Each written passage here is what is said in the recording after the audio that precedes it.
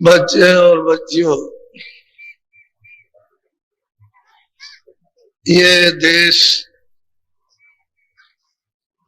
ये स्थान आपका नहीं है। आप परदेश में आकर पराये सामानों में और पराये नियम में यहाँ उलझ गए और फंस गए। उसके नियम का भी पालन नहीं होता और पराई वस्तुएं भी तुम्हारी नहीं है, और तुम उसके लिए रोते चिल्लाते हो, तुम्हारी कोई फरियाद भी नहीं सुनता। और जिसने अपने नियम में आपको फांस लिया वो कुछ कर भी नहीं सकता। उसने अपने से अपने को अलग कर लिया कि हम इस नियम के अंतर्गत नहीं है, हम तो परे हैं। हमने नियम बना दिया है, उसके वसूल और ये काम है। उसके खिलाफ कोई भी चलोगे तो हमारे जितने भी कर्मचारी हैं वो सब आपको दंड देंगे। हमसे उससे अब कोई मतलब नहीं है, कर्मचारी और आप समझो। हमने उन नियमों को भुला दिया और कर्मचारी अधिकारी उनके हमको यहाँ सजा तरह तरह की देने लगे और 4 खानों में 84 लाख योनियों में और नरकों में डाल करके हमको जो यातना देते हैं वो असहनीय है। इसलिए सामान भी आपका नहीं है और नियम भी आपका नहीं है। दूसरे का सामान, दूसरे का नियम है। यदि आपको दिया था सामान तो आप उस नियम के अनुकूल उस सामान को काम में लेते और छोड़ देते। तो आपने उस सामान को अपना और वो नियम को तोड़ा। सामान भी आपका नहीं और नियम की सजा, जब उसका उल्लंघन किया तो सजा। इसलिए ये वास्तव में परदेश है, अपना देश नहीं है और यहाँ कभी भी चैन अमन आपको नहीं मिल सकता। इसलिए कहते हैं कि भजो गुरु का नाम। जो गुरु ने नाम दिया चढ़ने का, चलने का, जो भेद बताया है उसका नाम और रूप और स्थान, कि ये चढ़ने की जुक्ति है घाट से, यहाँ से चढ़ चलो तो भजो गुरु का नाम। वो दिया हुआ नाम भजो, जो अंतर घाट पर उस नाम को अपनी जीवात्मा चेतन से भजो। उससे मतलब ये है कि उससे जगो और जा करके नाम को पकड़ो। वही नाम तुमको ले जा करके सब कुछ कर देगा, योग पद को भी और ब्रह्म पद को भी, पार ब्रह्म पद को भी। वही नाम तुमको ले जाकर घर में पहुंचा देगा।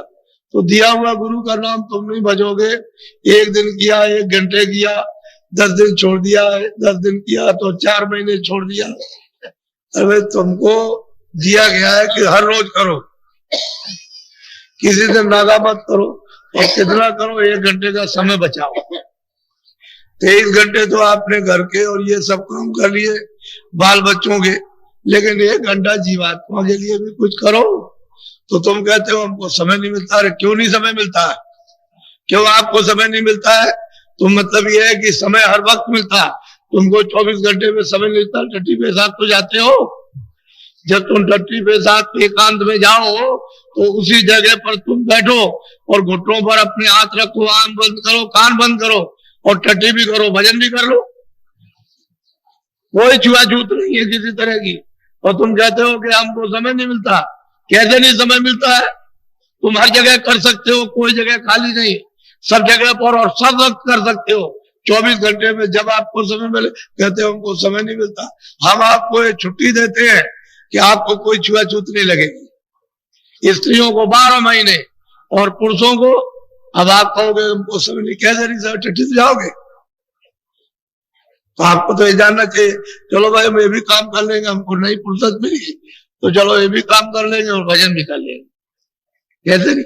एक क्षण भी अगर तुम्हारा इधर चला गया, उधर नहीं लगा तो बेकार गया। सब समय बेकार खोए देते हैं और ये आपका यहाँ कुछ नहीं। इसलिए वो कहते हैं कि गुरु ने जो वेद, जो नाम युक्ति दी, जो भजन करने का उन्होंने रास्ता बताया, तो कहते हैं दरवाजे पर रोज बैठकर ऐसे खटखटाओ, इस तरह से कानों से, आंख से देखो। जब तुम उसको खटखटाओगे दरवाजे, तब दरवाजे पर तब तो बोलेगा। और दरवाजे पर तो तुमने कभी खटकाया नहीं। मकान के अंदर जो मालिक रहता है वो कैसे बोलेगा इस मकान को छोड़ करके उस मकान से चिल्ला रहे हो, अरे हरे कृष्ण नहीं बोलेगा, क्योंकि उस मकान में तो रहता नहीं है, वो तो इस मकान में रहता है। तुम इधर चिल्ला रहे हो तमाम, लेकिन कई जब यहाँ दरवाजे में बैठ के ना पीटो तुम, मतलब यह है कि अपनी आंखों को और कान को देखो आवाज देता कि नहीं देता, दिखाई देता कि नहीं। तो दरवाजे में तो कभी बैठते नहीं हो, दरवाजा छोड़ करके बस भाग रहे हो, इधर जाएंगे वो इधर जाएगा, क्या मिलेगा आपको? तुम बहुत गए हरिद्वार, बहुत गए रामेश्वरम, क्या पाया? लौट के तो चले आए। तुमने तो ये ख्याल किया कि हमको मुक्ति मिल जाएगी या हमको स्वर्ग मिल जाएगा, ऐसे नहीं मिलता बच्चा, ये तो खाली कल्पना है। वो तो काम करने से स्वर्ग मिलेगा, पुण्य तो आपने कुछ किया नहीं, तो जब पुण्य नहीं किया तो स्वर्ग कैसे मिलेगा? स्वर्ग तो पुण्य से मिलता, और पुण्य आपने किया नहीं, तो वो भी आपके हाथ से चला गया, तो मेहनत भी बेकार हुई और कुछ काम भी नहीं बना और धोखे में रह गए, पीछे अपने कौन काम आएगा? इसलिए भजो गुरु का नाम। ये आपका देश नहीं है बच्चों, ये प्रदेश है। आपका अगर देश होता तो स्थिर रहते, हमेशा रहते, कोई निकालता नहीं, कोई परिवर्तन नहीं होता, तो आपका देश नहीं। तो आप अपने देश की चलने की तैयारी करो। अब यह है कि कुछ साथ सामान, अरे कुछ गंदगी को नीचे छोड़ो, आप नहीं छोड़ सकते तो किसी से कहो कि हमारे पास गंदगी है, हमारा कपड़ा गंदा है तो हम नहीं धो सकते, हमारे पास धोने के साधन नहीं है, तो आप इसको धो दीजिए। तो आप किसी को दे तो दो, ये तन रूपी कपड़ा दे दो। हम तो आपको इसलिए ले आए कि आप मतलब ये कोई ऐसी बात ना समझो कि बाबा जी मतलब ये है कि कुछ कोई गलत रास्ता बताते। तो हमने तो कहा कि चलो प्रयागराज, चलो त्रिवेणी संगम पर आपको स्नान कराएंगे, हम जैसे कहें वैसे करो स्नान उसी गंगा में, और गंगा में नहाओ और डुबकी लगाओ, प्रतिज्ञा करो कि अब हम आत्म शाकाहारी रहेंगे, शाकाहारी शुद्ध आहार करेंगे, फल फूल अनाज है शुद्ध आहार करेंगे, और मतलब ये है कि ये काम नहीं करेंगे। अब जो कुछ हो गया भूल चूक तो हो गई, अब उसके लिए तो इसको भूल चूक माफ करने के लिए, क्षमा करने के लिए कपड़ा दे दो।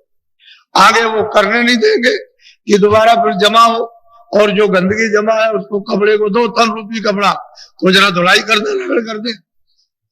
अब वो अपना साबुन, उनका ढंग का अलग है, वो ये साबुन तो है नहीं फैक्ट्री वाला, उनके पास साबुन है, वो लगा देंगे, धीरे से कट जाएगा।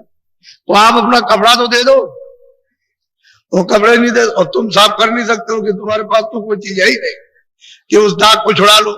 तुम कर्मों का दाग छुड़ा सकते हो?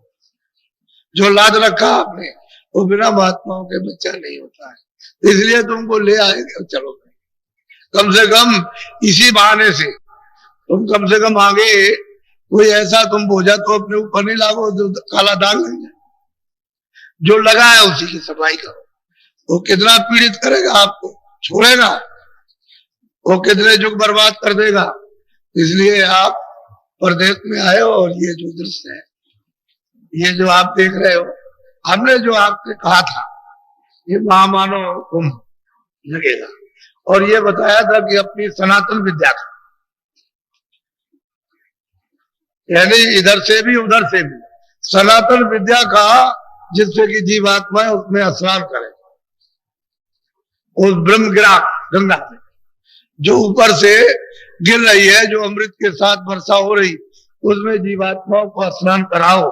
तो ये आपको बताया गया, तो सब जगह आपको कहा कि चलो चलो चलो चलो, तो हमने कोई ऐसी बात नहीं की, आपके सामने कोई असत्य व्यवहार झूठा नहीं किया, और आपके सामने ये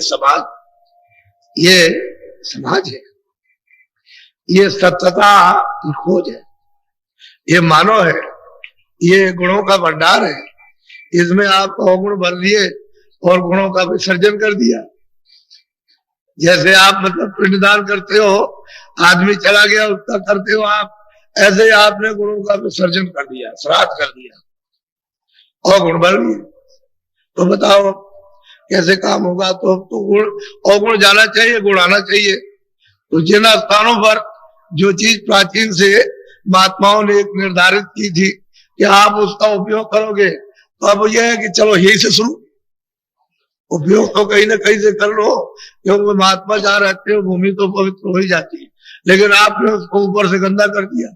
तो असल चीज ये है कि तो ये दृश्य है, ये अनोखा दृश्य है। आपने 100 वर्षों में ऐसा देखा नहीं, ना इस तरह का सही सच्ची बात न सुना भी नहीं, देखा भी नहीं, और रास्ता भी आपको नहीं मिला। ये भी तो अब आपको आज बताऊंगा कि भाई ये आदि ये रचना कैसे हुई। वैसे तो हम आपको जब जब जब जब मालिक की मौज होती है तो ऐसे ही सुनाते रहते हैं, तो आप मतलब ये कि उसको ये समझते होगे चलो भाई बाबा जी क्या। अब जो लोग जान गए वो तो उनकी तो बात छोड़िए, वो तो बहुत कुछ है, पढ़ाने पर, कराने पर, बैठाने पर, समझाने पर आप उनकी कुछ समझ में आ गया। लेकिन जो नए लोग होते हैं वो बेचारे कुछ शंका कर बैठे, तो हम कोई ऐसी बात नहीं करते कभी भी। हम तो प्रमाण युक्त बात कह देते कि भाई पिछले महात्मा प्राप्त करते चले आए और आगे भी प्राप्त करते जाएंगे। ये सिलसिला महापुरुषों के आने का 700 वर्ष के अंदर जो महापुरुषों ने, यानी उस मालिक ने उनको भेजा जीव कल्याण के लिए कि जाओ जाकर के जीवात्माओं को मृत्युलोक में जगाओ और जगा करके उनको सहारा दो, हिम्मत बढ़ाओ, धीरज बढ़ाओ, फिर यह है कि जो कुछ उन्होंने किया उसको माफ करो और ले आओ हमारे पास में। तो 700 वर्ष के अंदर ये महापुरुषों का आना हुआ, बराबर अभी जारी रहेगा, कोई रुकने उकने का मामला नहीं है। वो तो आएंगे और अपना काम करेंगे जीवों के साथ में। तो इसलिए यह अनाथ सनातन जब हम आए थे वो हमारी पूरी विद्या हमारे पास थी, उसमें कोई कमी किसी तरह नहीं, और सर्व शक्ति थी अपने पास में। वो तो शक्ति बाद में छीड़ की गई है, तब अगर शक्ति छीड़ने की जाती है तो इस जीवात्मा को कोई काबू में नहीं कर सकता था। उसकी शक्ति चीड़ करके धीरे धीरे धीरे धीरे और उसमें ला करके बांध दिया, तब ये फंस गई आकर के। अब अगर कहीं निकल जाए महापुरुषों की मदद से, दया से, उनकी कृपा हो जाए और निकल जाए तो इसको कौन वशीभूत कर सकता है। ये तो जिसकी है उसी के पास जाएगी, यहाँ तो किसी की है नहीं। ये तो ईश्वर की भी है नहीं है, ये जीवात्मा सूरत न ये ब्रह्म की है, न वो मतलब पार ब्रह्म की है, न उस स्वर्ग में ब्रह्मा विष्णु महादेव की, न स्वर्ग की है, न यहाँ किसी राजा की है। ये तो जीवात्मा बस बंधी है तब तक है, और जैसे ही ये खुली तो सिवाय अपने घर के दूसरा कुछ नहीं, यहाँ वो है ही नहीं। तो जरा सब विवरण पूरा पूरा आप बड़े ध्यान से सुनिए ताकि आपको ये जानकारी हो। बोलो। वेद वचन तेरे गुण विषय, तीन लोक की नीत, चौथे पद के हाल को यह क्या जाने मीत। कहते हैं कि वेद वचन ये 3 लोक की नीति है। जब उन्होंने इधर जब जीवात्माओं को ला करके इस तर रूपी मकान में दोनों आंखों के पीछे बैठाया तो सबकी आंख खुली थी, सबके कान खुले थे, सब लोग मतलब तीनों लोकों में जाते थे। मृतलोक में तो थे ही, तो अंडलोक में, ब्रह्मांड में, पार ब्रह्मांड में, और सत्य देश में जाते थे, कोई रोक टोक नहीं थी उसकी। तो कहते हैं कि तब तो कोई रोक नहीं, तब तो कोई वेद विधान था नहीं, कोई वेद की नीति थी नहीं, न शुभ था न अशुभ था, न पाप था न पुण्य था, न अच्छा न बुरा, न 84 थी, न 4 खाने थी, न नरक थे, कुछ नहीं। तो कहते हैं उस समय तो कोई विधान ही नहीं था।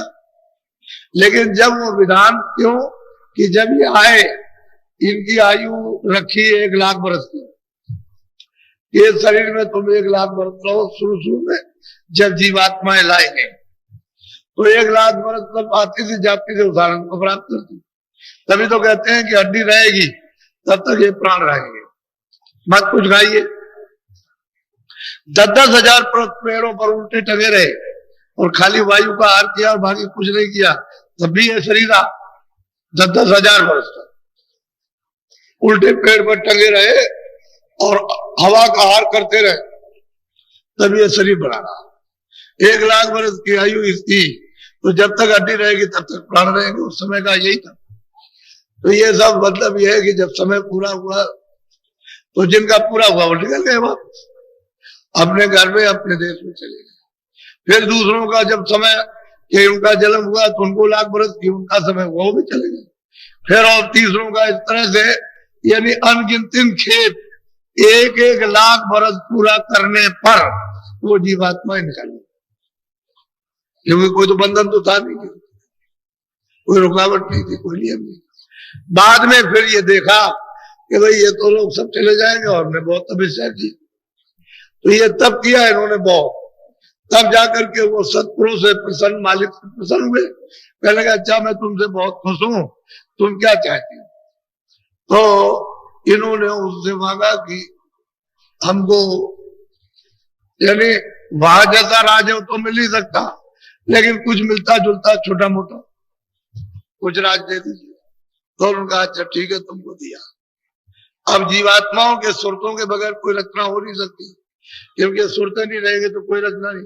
ये सब आदमी चले जाए तो राज क्या कौन करेगा, किस पर करेगा? मिट्टी पर। अरे भाई जब ये लोग रहेंगे तभी तो राज होगा, तो जब ये है नहीं तो राज किस पर है? तो उन्होंने जीवात्माओं का भंडार, छोटा सा वो समुद्र है, उसमें से लोटा 2 लोटा, घड़ा 2 घड़ा, गाड़ी 2 गाड़ी, टैंकर 2 टैंकर आ जाए तो उसमें क्या फर्क पड़ने वाला, वो तो सागर है अथा। तो एक छोटा सा भंडार तकसीम कर दिया, सबको दे दिया, क्योंकि सबने तपस्या की थी और सब लोगों में अलग अलग बांट दिया। इधर भी है इन्होंने दे दिया, तो यहाँ ले आए, ला करके फिर ये खोल बना दिया और उसका एक तरीका जल मरण का रख दिया। तब उन्होंने अपनी शक्तियां पैदा की, जन्म दे करके जब उनका जन्म हो गया तो आदेश दे दिया कि तुम सीधे जंगल में चले जाओ, वो जंगल में चले गए। तो वो भी विधान ऐसे नहीं बना सकते, वो भी 20,000 बरस तक तब किया ब्रह्मा ने, विष्णु ने, महादेव ने। और जब ब्रह्मा ने लगाई तो तीनों ने समाधि, लेकिन ब्रह्मा को ये आवाज सुनाई दी कि हम जो बोले वो लिख दो। तो निरंजन भगवान जो जो बोलते गए वो लिखते गए।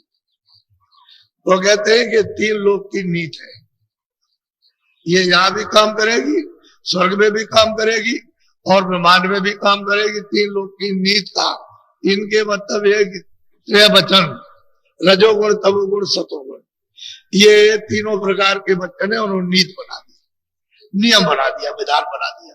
और उन्होंने आदेश दे दिया कि भाई तुमको अधिकार दिया जाता है मृतलोक में जो चाहो सो करो, जो भी अच्छे बुरे कर्म करोगे अपना भोगो, हमारी तरफ से कोई बंधन नहीं, ना आदेश देते ना मना करते, बस हमारी तरफ से तो जो कर्मचारी रहेंगे, आप जो कुछ भी अच्छा बुरा कर्म करोगे लिखते रहेंगे, अंत तक कुछ नहीं बोलेंगे, आखिर श्वास तक। और जैसे ही समय पूरा हुआ, श्वास पूंजी खत्म हुई, बस हमारे सिपाही पकड़ेंगे और पकड़ के ले आएंगे, तुम्हारा हिसाब हो जाएगा। हम तो हिसाब करेंगे नहीं, लेकिन हिसाब तुम्हारा हो जाएगा, सजा मिल जाएगी। ठीक बात यही है। तो कहते हैं कि जब से नीत बनी, यानी तीनों लोगों का विधान बना, तब से ही जीवात्माओं को ये बंधन पड़ा। पहले तो कोई बंधन नहीं था। यानी कितने सतयुग, कितने त्रेता पहले भी गुजर गए, पहले भी निकल गए और वो जीव सब निकल गए, लेकिन अब पीछे से जब बना दिया तो ये बंधन आ गया। अब यही से बेड़ी पड़ जाएगी आपकी, पाप की पुण्य की, पाप की पुण्य की, पाप की पुण्य की, और उसी का मतलब अच्छा। फिर आपने अच्छा भोगा, धनी मानी, राजघर में तुमको राजा बनाया, जन्म दिया, तो तुमने पाप किया, फिर बस नीचे उतर गए। इतने में तो नीचे गए, बस नीचे गए, नीचे 4 खानों में 84 लच्चियों ने नरक में उतार दिया। अब अपना किया हुआ भोगते रहो, ठीक ही हालत रहे। अब बिना महापुरुष के जो इसका भेद जानता, उसके बगैर कोई पार नहीं जा सकता, अब नहीं जा सकता कोई भी हो, चाहे जितना भी पढ़ो लिखो। पढ़ना लिखना चातुरी, पढ़ना लिखना तो चतुरता है, तो बात सहल, काम दहन, मन बसकरण चढ़न मुश्किल। काम को मतलब यह है कि जलाना, और मन को बस में करना, और सूरत को गगन में आकाश की तरफ, ये मुश्किल, ये उनसे नहीं हो सकता, वो जानते ही नहीं इसको, ये काम कैसे दहन किया जाएगा। और मैं आपको उत्पत्ति का ये विस्तार कैसे हुआ वो सब आप समाचार सुनिए बहुत प्रेम के साथ। बोलो। अबहुत पाते वर्णन करूं जस शांतन मत माहे कोने परले भी कहत हूँ ताते भर मन अब महापुरुष कहते हैं कि भाई उत्पत्ति तुम्हारी कैसे हुई और प्रलय का भी वर्णन करूंगा, तभी तो तुम्हारा भ्रम जाएगा। अगर तुमको ये नहीं बताऊंगा तुम्हारी उत्पत्ति कैसे हुई और कैसे तुम्हारी प्रलय होगी तो भ्रम कैसे जाएगा। अब दोनों चीजों को मालूम होना चाहिए। तो बगैर संतों के और कोई वर्णन भी नहीं कर सकता, क्योंकि संत तो होते हैं पूरे। बाकी कोई स्थान तक पहुंचा, स्वर्ग पहुंचा, स्वर्ग तक का हाथ जाना, बैकुंठ में पहुंचा, बैकुंठ तक का जाना, और शक्ति लोक में पहुंचा, शक्ति का जाना, ईश्वर के लोक में, वहां माया के लोक में जाना तो माया तक का पहुंचा, और ब्रह्म के लोक में पहुंचा, वहां आगे का नहीं जानता, आगे का उसे क्या मालूम। लेकिन जो सबका वेद जानता और जहां से ये सब निकाल हुआ, जब वो पहुंच जाएगा तो ये सबको जान जाएगा, सबसे मिलेगा, सबको जानेगा, सब में से आएगा, सब में से जाएगा। बगैर संतों के कोई इस राज को कह भी नहीं सकता, क्योंकि उसको तो मालूम है नहीं। अब वो जो कोई कहेगा लड़ाई हो जाएगी। खुद संघर्ष अपने मन से करेगा, क्योंकि बुद्धि में तो वो चीज आएगी नहीं, वो तो बुद्धि के परे है, मन के परे, इंद्रियों के परे। वो तो वहां आत्म चेतन ज्ञान है। तो जब जीवात्मा को नहीं जगाओगे तो जानोगे क्या? ये तो वहां बुद्धि काम नहीं करती। बोलो। सबकी याद कहूँ अब स्वामी अकय अगाध अपार। अब वो कहते हैं कि भाई सबकी याद, वो एक अकय था, अपार था, अनामी था, अनाम था। कहते हैं पहले वो अकेला ही था, अब उसी में सब अपार था, बेअंत्या था, बेकुमार था। उसकी कोई प्रेमाएं कभी नहीं है, पहले भी नहीं थी। और अनामी था, उसको कोई नाम नहीं, न पहले नाम है ना अब है। पहले भी नाम नहीं था उसका, अब भी नाम नहीं है। वो तो आप भक्त बन करके कुछ भी आप नाम सिद्ध कर लीजिए, वो तो अलग बात, वो तो अब भी अनाम है। कहते हैं वह अपार और अनाम, अकेला था। न ईश्वर थे, न ब्रह्म थे, न पार ब्रह्म थे, न धरती थी, न गगन है, न स्वर्ग है, न बैकुंठ है, न ब्रह्मांड है, न पार ब्रह्मांड है, न वेद है, न कतेब है, न कुरान है, न पुराण है, न सूरज है, न सितारे है, कुछ नहीं। कोई चीज कहते हैं कुछ नहीं था, मैं अकेला था। अब वो अपनी बात का अकेला। अब वो जब वहां से सूरत आएगी, वो रूप धारण और ज्ञान लेकर के जब यहाँ आएगी, वो तब वही वर्णन करेगी, तो उसका तो वही रूप है। वो तो जानकारी लेकर के आए, वो वही है। वो तो मतलब उसने एक देह स्वरूप धारण किया वर्णन करने के लिए, है वही। तो वहां से आया तो कहते हैं कि भाई मैं ये था, पहले कुछ नहीं था। बोलो। तेन से अगम पुरुष प्रगटाए अगम लोक में। अब वो वर्णन करते हैं कि जब रचना का विस्तार शुरू किया, इच्छा और मौज अनामी पुरुष की हुई, तो उन्होंने अपने से अगम पुरुष प्रगटाए। अरे मतलब यह है कि उन्होंने अपने पुत्र अगम लोक में उनकी बैठक बनाई कि देखो ये तुम्हारा लोक है, इसमें तुम रहो। अब हमारी इच्छा है, कुछ मतलब है रचना करने की, तो अपने से अलग अगम पुरुष उन्होंने अगम लोक में स्थापित कर दिया। बोलो। अलख पुरुष का हुआ उजाला अलख लोक उन और तीसरे पुत्र हैं अलग पुरुष। अनामी पुरुष के तीसरे पुत्र हैं अलग पुरुष, और वो अलग लोक में उनको स्थापित कर दिया। उधर अगम लोक, उधर में अलग लोक, ये दो हो गए। बोलो।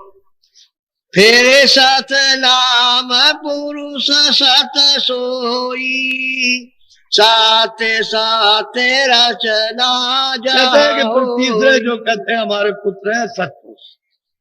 सतलोक में उनका नाम सतनाम है, सतलोक में उनका नाम वहां रखना सती सत्य है, वहां सत्य का कोई काम नहीं है। तो सतलोक अलग है, अलग लोक अलग है, अगम लोक और अनामी लोक का अपार है, बेंत्या।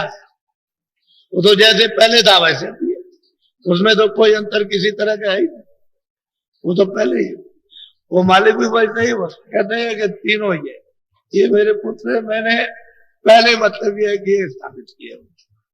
अब आप इसको अच्छी तरह, इनमें ये उन्हीं का रूप है शत्रु, बैठा दिया वहां, किसी तरह की भी मिलोनी नहीं है कोई भी किसी तरह। अब ये जो कुछ भी इच्छा होगी विस्तार करने की जब कभी भी, तो सब उसकी होगी।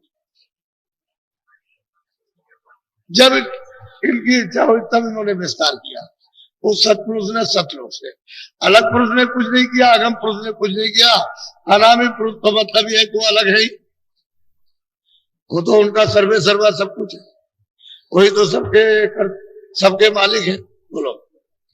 सात लोक वह धाम सुहेला, हंस करे जहाया चरण। सतलोक सुहेला बहुत सुंदर खूबसूरत आनंद का मतलब ये वो देश है, और वो मतलब है वो भी अथाह सागरी समझ लिया।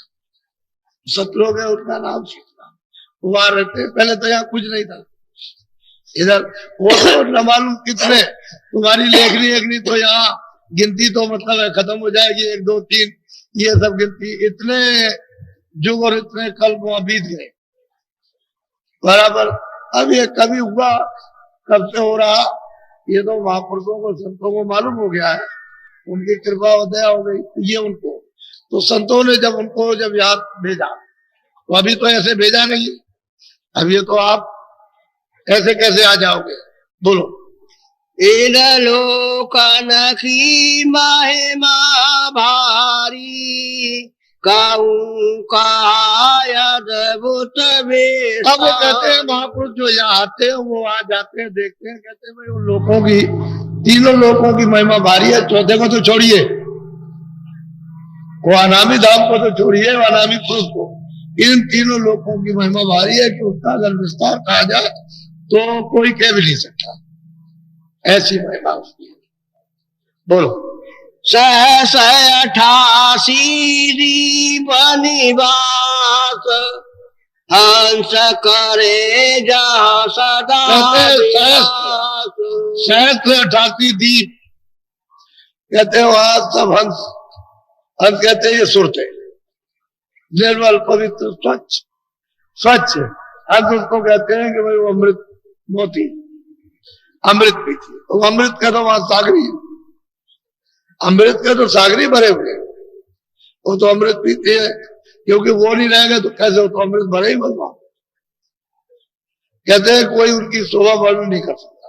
और जो भी महात्माओं ने देखा, जो कुछ वहां विलास आनंद दिया, और खाली इशारे किए, सबने इशारा किया, जितने भी महापुरुष आए और गए, जो वहां से आए वो जो यहाँ से पहुंच गए, उन्होंने सबने इशारे किया है, किसी ने ये नहीं कहा कि मैं कुछ ज्ञान गया। कहते हैं उनकी शोभा इतनी भारी है कि वचनों से न कह सकेगा कोई, न लिख सकेगा। बोलो। सुख का धाम सदा सुख जा, दुख कलेश का कहते हैं दुख कलेश का कहीं नाम नहीं हुआ, सुखी सुख है, सुखी सुख आनंद आनंद। भाई वो तो देश ऐसा जहाँ आनंद आनंद, कोई किसी तरह का कहीं किसी वहां तो कोई बीमारी है ही नहीं, कोई शरीर गलता नहीं है, मतलब ये कोई रोग नहीं, शरीर को तो रोए हुए है, वो तो जीवात्मा ही चेतनी चेतन है। वो कहते हैं सुख का धाम और सदा आनंद ही आनंद है। कहते हैं वहां वो सब मतलब ये हंस, और कितना कितना प्रकाश है कि वो ब्रह्म में पार ब्रह्म में इतना प्रकाश नहीं है जितना एक सूरत में प्रकाश है। यही जो सूरत दोनों आंखों के बीचों बीच में बैठी हुई है, जब वहां पहुंच जाती है तो इसमें इतना प्रकाश है कि ब्रह्म और पार ब्रह्म इनके कुछ नहीं प्रकाश, इतना प्रकाश। तो यही हम सूरतें वहां पर कहते हैं सदा विलास करती रहती है। और कैसा कैसा विलास, तो बोलो। नई नई लीला सदा आनंद, हंस करे नित परमानंद। कहते हैं नई नई लीला क्षण पर नई नई लीला होती है तरह तरह की, और मतलब ये है कि यही वहां विलास, यही हंस करते रहते हैं वहां। और अपनी रचना रचते रहते, तो मंडल वो तो सागर है, उसमें सब ये होता रहता है। और मालिक मतलब ये तो अलग बैठे हुए, वहां के मालिक सत्पुरुष अलग है, और ये सब रचना, सब विलास, सब आनंद सब होता रहता है, क्योंकि उन सूत्रों में, उन अंशों में इतना प्रकाश है। वो तो इनमें उनमें इतनी क्षमता है कि अगर उनको आदेश मिल जाए तो वो कितने लोग बना दे। बोलो। आमी आहार भोग पर चंड साच खांड वह धाम कहते हैं कि अभी आहार बस अमृत का आहार होता है, और वो जो अमृत का आहार है प्रचंड भोग, सबसे उत्तम, उससे बढ़िया कोई भोग ही नहीं। और सदा सतलोक में ये हंस मतलब विहार करते रहते हैं। बोलो, अभी कर रहे हो वैसे, आप ही वही थे। ये जीवात्माएं आई चराचर में, ये सब वहीं से आई हुई, सदा विहार करती थी, लेकिन अब ये उनकी मर्जी मौज हो गई। बोलो। तासे बाबर गुफार चराखी सोहं पुरुष नाम का कहते हैं कि भाई उसके बाद जब सतपुरुष की इच्छा हुई, जब उनकी मौज मस्ती हुई, तो उन्होंने पहले क्या रचना की, भंवर गुफा की, मंडल बनाया, यदि सतलोक से अलग। वो भंवर गुफा का मंडल बनाया, इच्छा हुई तो उसने मतलब ब्रह्मांड बनाया, पार ब्रह्मांड। फिर उन्होंने मतलब यह है कि ब्रह्मांड बनाया, फिर उसने त्रिलोकी बनाई, फिर नीचे का उसने ये सब उनका बनाया हुआ, पहले कुछ नहीं था, मंडल बना दिए। अब इतने बड़े बड़े मंडल बनाए उन्होंने कि जैसे जैसे सूरतें पहुंचती जाती है ऊपर की तरफ, तो वहां कुछ नहीं समझती है कि बड़ा मंडल। यहाँ तो आप जब नहीं आपको मालूम तो बहुत बड़ा होगा, लेकिन अगर इस तरह से देखे तो कुछ नहीं बड़ा। ऊपर जाइए तो उस दृष्टि से, उस ज्ञान दृष्टि से कुछ नहीं बड़ा, लेकिन यहाँ के लिए बहुत बड़ा। ऊपर जाइए तो उनके लिए कुछ नहीं है, लेकिन यहाँ के लिए बहुत कुछ है। इसी तरह से उन्होंने पूरा का पूरा मतलब मंडल बना दिए, और सब जगह पर ऐसे नहीं रचना होगी, पहले मंडल बन जाएंगे, इनमें से कोई रचना नहीं करेगा, न ईश्वर करेगा, न ब्रह्म करेगा, न पारब्रह्म करेगा, और न महाकाल पुरुष करेंगे। इनको बना बनाया वो सतपुरुष का बनाया हुआ सब जब मिलेगा तो ये तो करेंगे बस, तो उतारेंगे अपने अपनी आवाज पर। तो वहां से ये सब आवाज का ही खेल है, सब जगह पर आवाज कई मंडल बने, इतनी जोर की आवाज है उसकी, उसी से सब मंडल बन गए।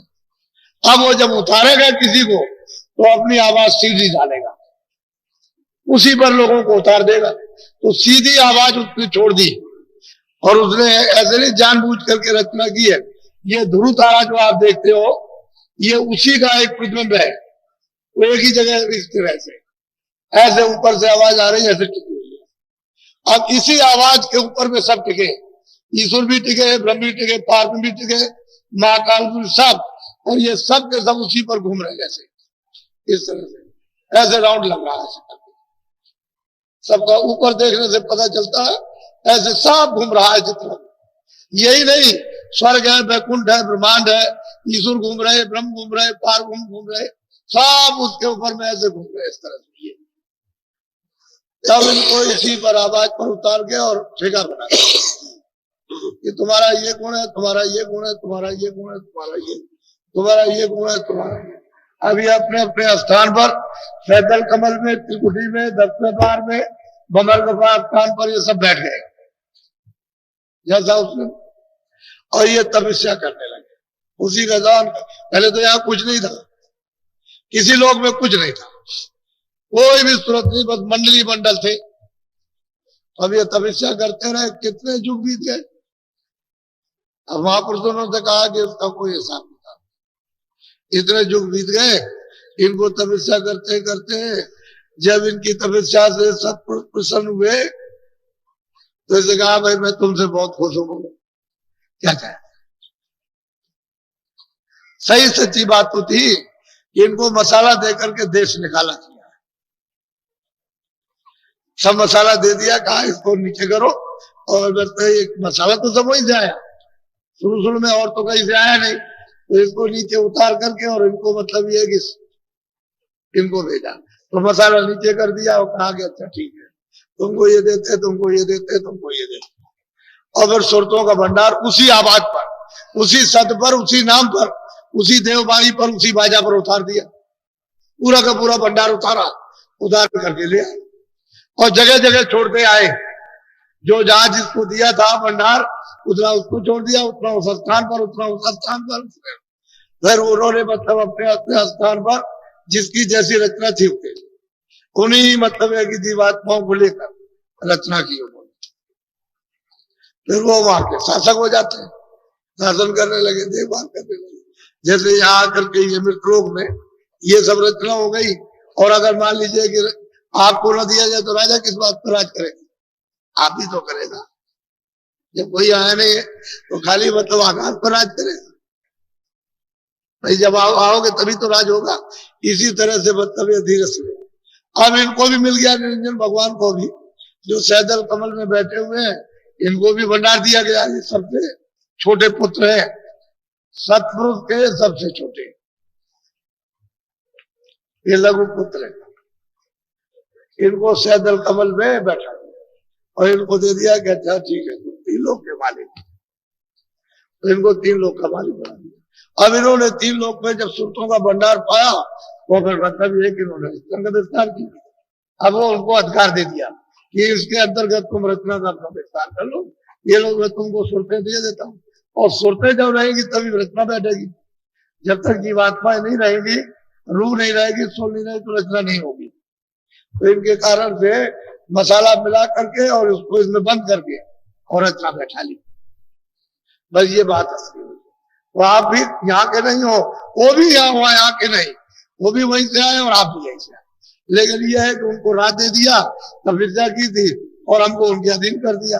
अब आपको इतना तो रखा है कि तुम वापस जा सकते हो, ये नहीं जा सकते। तो कहते हैं कि भाई पहले तो उन्होंने वो महाकाल पुरुष को उन्होंने भेजा। बोलो।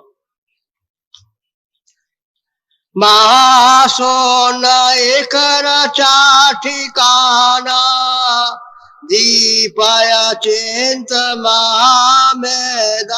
कहते हैं कि उन्होंने उसको रच दिया और इस पर लाकर के सोम पुरुष को बैठा दिया। वो दीप बड़ा चिंत है क्योंकि वो बिल्कुल सतलोक के नाके पर है, लेकिन बहुत बड़ा है।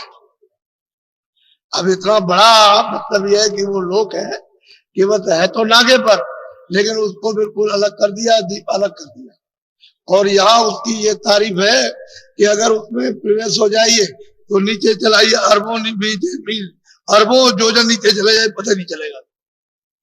यानी सूरज इतनी तेज रफ्तार से जाती है कि इतनी तेज रफ्तार तो यहाँ किसी चीज पर आई नहीं। इतनी तेज जाएगी तो वहां अरबों नीचे चली जाए, योजन, मील नहीं योजन, पता नहीं चलता कि कहां तक गई। इतना ऊंचा इतना नीचा, उसकी गहराई। कहते हैं अचिंत दीप उन्होंने बना दिया और इसको ला करके सोम पुरुष को बैठा दिया। बोलो। जिसके नीचे सोन विलास अक्षर दीप रकार कहते हैं कि फिर उन्होंने फिर पारब्रह्म को भेजा कि चलो तुम वहां चलो, बैठो। चलो त्रिवेणी के बिल्कुल एकदम पास में आकर के बैठा दिया। इन्हीं को कहते हैं पारब्रह्म। ये 10वें द्वार में लाकर के इनका नाम रण रखा। हमारे रामायण में भी लिखा है, गोस्वामी जी महाराज ने देखा है तभी, लेकिन आपको इस बात का ज्ञान ही नहीं, आपको कुछ जानती ही नहीं, तो क्या बताया जाएगा। तो वहां ला करके इनको बैठा दिया। इनको अच्छा तुम यहाँ बैठो। बोलो। वहाँ से रचित कुटी धाम ओंकार का नीचे जाकर के त्रिकुटी स्थान पर जाकर के ओंकार यानी ब्रह्म को यहाँ ला करके बैठा दिया कि तुम यहाँ मतलब यहाँ रहो। इस जगह सतपुरुष ने सबको बना करके और सबको जगह जगह पर बैठाया। बोलो। वेद कटेव का यही मुकाम तिरलोकी का वेद का यही ब्रह्म स्थान है और यही से मतलब यह है कि ये त्रिलोकी का आधार है, क्यों यहीं से गुण उत्पन्न होंगे, इसी जगह से कारण बीज पड़ेगा। क्यों यहाँ से जब ये बोध होगा कि शब्द स्पर्श रूप रस गंध, तो बस यहीं से बंधन हो जाएगा, सूरत यहीं से अलग होगी उस सत्ता से, उद्धार से। जब पहले तो शब्द रूप है, फिर शब्द रूप तो उसको दूसरे को ही देना है, अपने को तो कुछ लेना नहीं है। अब ये शब्द स्पर्श रूप रस जब धार को उतर जाएगी दूसरे आवाज पर, तो उसको बोध होने लगेगा शब्द क्या है, रूप क्या है, रस क्या है, गंध क्या है, इसका अनुभव होगा। पहले इसका कोई अनुभव नहीं था, बस यही से ही बीज रूप है, ये सूरत को दे दिया जाएगा। बोलो। गुण तीनों या से उत्पाने, ब्रह्मा विष्णु महेश का। बस यही से गुणों की उत्पत्ति होगी, क्यों यही से मसाला बनेगा। हम मिला जुला करके इसको बनाते चले आएंगे, धीरे धीरे धीरे धीरे वहां खफीफ है, उससे थोड़ा मोटा, उससे थोड़ा मोटा सोच करके और नीचे उतार करके ले आएंगे। बोलो। यहाँ से सरगुण रचा पसारा, चारे खाने उत्पत्ति में। अब वो सहजल कमल में आकर के निरंजन भगवान को बैठा दिया। अब उनको जब बैठाला तो यहाँ से सब गुण आपके, रजोगुण तमोगुण सतोगुण, मन बुद्धि चित्त एकाग्र के सबके भंडार है, ये सब यही से मसाला अब ये तैयार हो जाएगा। और नीचे आकर के यही से 10 इंद्रिया, चतुर्संताकरण और रजोगुण तमोगुण, इनका हम उठा। अब जब नीचे इधर जब आएगा तो ये पूरा नीचे मोटा खोल है, ये सब का सब, ये सब जड़ सरगुण, यानी ये मसाला है। 5 तत्वों का जल पृथ्वी अग्नि वायु आकाश, ये सबसे मोटा मसाला। तो इसमें जीवात्मा को बंद किया जाएगा। पहले तो बंद नहीं कर पाया था, क्योंकि बंद हो नहीं सकती थी। जब तक गंदगी नहीं बनेगी तब तक जीवात्मा उसमें फंस नहीं सकती है। जब उसको जब यहाँ बैठाया इस दरवाजे के ऊपर में, तो ऐसी जगह बैठा दिया, अंदर तो बैठा नहीं सकते, फट फोड़ दे, जैसे बैठा तो फूट जाए। पहले ये भी किया कि गला फूट जाए फट से, क्योंकि उसमें इतना प्रकाश है कि बर्दाश्त नहीं, तो मसाला बना के फिर से और दरवाजे पे बैठा दिया कि गला फूटने न पाए। तो दरवाजे पे बैठी थी, जब 5 महीने का होने को हुआ, 4 महीने खत्म हुए, 5 महीने, तो दोनों आंखों के बीचों बीच सूरत को, जीवात्मा को, इस रूह को बैठाया। जैसे उसको बैठाया गर्भ में, तो आंख खुली थी, कान खुले तो वहां बाजा सुनती थी, सब बाजे सुनाई देते। कोई बाजा ऐसा नहीं था जो सुनाई न दे, आंख खुली थी सब यही से, गर्भ में सब दिखाई देता, क्योंकि अंदर का रास्ता तो खुला था, अंदर से तो अंदर सब देख रही थी, लेकिन वो गर्भ में थी, खोल पक रहा था। जब खोल पक गया और 12 महीने का आया तो सतयुग जोगी सब विज्ञान। अब ये सीधे मतलब ये कि सब कर ध्यान करे भोपाली सब जाते आते, सब मुकामों पर जा रहे आ रहे, जा रहे आ रहे, लौट रहे जा रहे, सब सीधे सतलोक में जाते होते। कई रोक टोक रास्ते में कहीं किसी जगह नहीं है, आएगी जाएगी। इस तरह से पहले होता था, सब कृतार्थ स्वरूप सनातन रास्ता था अनाथ का। लेकिन अब गंदगी कैसे होगी जब इसको बांधा जाएगा? तो गंदगी इसको जब विधान बना, जब विधान पाठुल का अच्छे बुरे न्याय न्याय को बना दिया, तो फिर उसने कहा कि देखो भाई ये गंदगी है, तुम अपने ऊपर मत लादना, ये गंदगी जमा मत करना, अच्छा बुरा कोई काम मत करो, मैं बुरा ही करो ना अच्छा ही करो। पहले तो ये समझाया, तो अधिकार इसको दोनों का दे दिया, अच्छे का बुरे का। अगर अच्छा भी करोगे तब भी आपको भोगना, बुरा भी करोगे तब भी अपना भोगना, दोनों कर्मों का फल आपको। तो अच्छा बुरा अब ये तो हम नहीं जानते थे, अपने को नहीं मालूम हुआ कि अच्छे की भी गंदगी जमा होती है, बुरे की तो होगी, अच्छे की तो अच्छे, अच्छा बुरा न जानने के कारण ये यहाँ जमा होने लगा। अब ये बहुत बड़ा आकाश है, छोटा होता तो एक बात भी थी। अब ये संसार के आकाश से कितना लाखों हिस्सा कितना ज्यादा है इस जीवात्मा का हृदय, उसका ये दिल है इतना, उसमें आकर के सब गंदगी जमा होती रही और आप इसको पहचान नहीं सके। वो तो अंत में धोखा हो गया, जैसे कोई आदमी है चारों तरफ से घेर लिया जाए और जाने न दिया जाए, कर भाई ये क्या हो गया। ऐसे ही जीवात्मा को एक कौतूहल हो गया कि ये क्या हो गया। जब आकाश मैला हुआ और जब इसको कम दिखाई दिया, कम सुनाई दिया, तो ये हो गया ये क्या हो गया, ये तो सब आकाश मेला हो गया। अब तो हमको कुछ नहीं दिखाई दे रहा और कुछ सुनाई नहीं दे, इसी में गिर गई, घेर लिया उसने उस गंदगी से, बस घेर लिया। तो अब क्या कर सकते। अब दरवाजे पर तो उसने ये सुराख बनाए थे, ये इधर ये कान के नाक के, तो इसमें इसका प्रकाश इधर हो गया। अब ये प्रकाश इधर फैल गया, ऊपर की तरफ का प्रकाश बंद हो गया और आधार भी आपका चला गया। जो नाम को पकड़े थे, जो रूप को पकड़े, वो सब छूट गया। देखने का भी छूटा और सुनने का भी छूटा और निराधार जीवात्मा हो गई। अब आप फंस गया। ये इस तरह से घेर घार करके बड़ी तरतीब में जीवात्माओं को घेरा गया। ऐसे घेरने में नहीं आती, वो तो सबसे चतुर थी। अब ये घिर गई तो कितने युग बीत गए, कितने युगों के बाद घिरी। कोई एक दो युग नहीं, एक दो कल्प नहीं, कितने कल्प और युग बीते तब बड़ी मुश्किल से घेर पाया। ऐसे जीवात्मा घेरने वाली नहीं, लेकिन अब क्या करें, मालिक की जो मर्जी थी हो गया। अब वो कहते हैं भाई विस्तार तो ऐसे। बोलो। जन्म मारे जीव छो राशि काल निरंजन। अब वो कहते हैं कि भाई क्या करो जीव, जब यहाँ आकर के सरगुण में यदि साकार में मनुष्य रूप भी इस मकान में आकर के जब जीवात्मा है उनके साथ में नियम बना करके और उनको बात किया। अब जीव बेचारे क्या कर सकते हैं। खान 84 उसने ये सब बना दिए और बनाने के बाद में इसमें से निकाल कर उसको बंद कर देना। चलो तुम पंछी में चलो, तुम जानवर में चलो, तुम कीड़ों में चलो, चलो तुम नरकों में, बस इसमें अपने अपने कर्मों की सजा भोगने लगे। अब वहां रोते चिल्लाते, वहां कोई सुनने वाला नहीं। कौन सुनेगा वहां कौन जाएगा। जब आपकी यहाँ कोई नहीं सुनता है, घर में रहते हो यहाँ, तो वहां कौन जाएगा सुनने के लिए। बस फिर अपने अपने कर्म का और वो अलग हो गया। तो ये मतलब है कि जीव के लिए तो फांसी पड़ गई।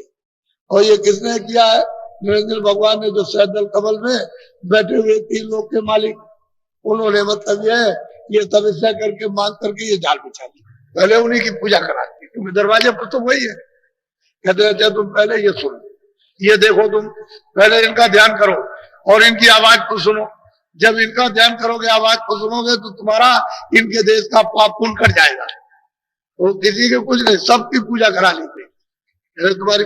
इसीलिए तो बाधा नहीं डालते। तो जीव के लिए मुश्किल है, उसके लिए तो आफत है बेचारे के लिए। तो कुछ नहीं है, जरा देर में अब रात कोई स्वप्न में हम कर जाए तो बस उसी में तुम पागल हो गए। क्या देर लगती है।